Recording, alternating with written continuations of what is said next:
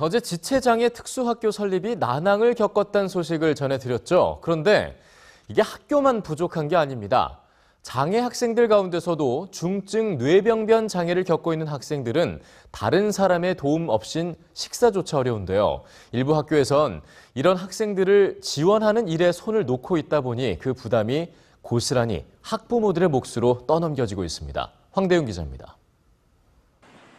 서울의 한 특수학교 학부모 조지연 씨는 중증 뇌병변 장애를 앓고 있는 딸 희주 양을 등교시킬 때마다 걱정이 앞섭니다.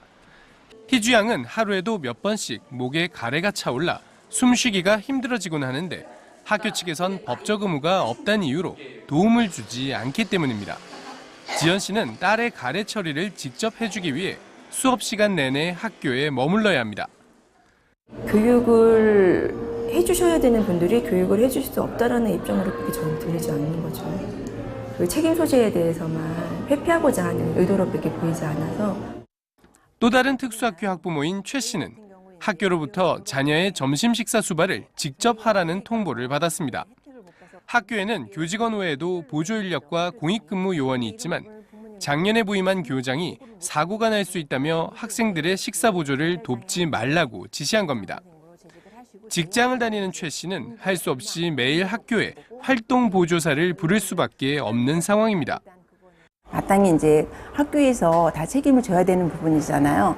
최대한으로 보조 인력을 활용을 하고 그러고 부족한 부분에서 부모님들한테 협조 요청을 구한다든지 이렇게 이루어져야 되는데 장애 학생들이 제대로 된 교육 지원을 받지 못하는 건 이뿐만이 아닙니다.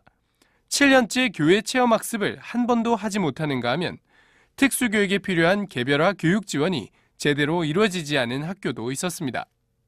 이런 교육 문제들로 작년부터 중증 장애 학생 학부모들이 국가인권위원회에 제기한 진정만 540건에 달합니다.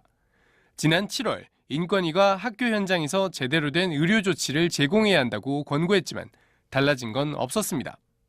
때문에 중증 장애 학생들에 대한 특수교육 실태를 재점검해 체계적인 대책을 마련하고 교육당국의 지도 감독을 강화해야 한다는 지적이 나옵니다.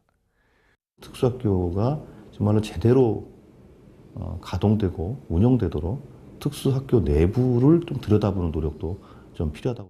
학부모들이 더 이상 좀 눈물 짓게 하는 일은 좀 없었으면 좋겠습니다. 전문가들은 일반 학교와 큰 차이가 없는 특수학교 평가 지표도 보완해 중증 장애 학생들의 교육 환경을 개선해야 한다고 강조합니다. EBS 뉴스 황대윤입니다.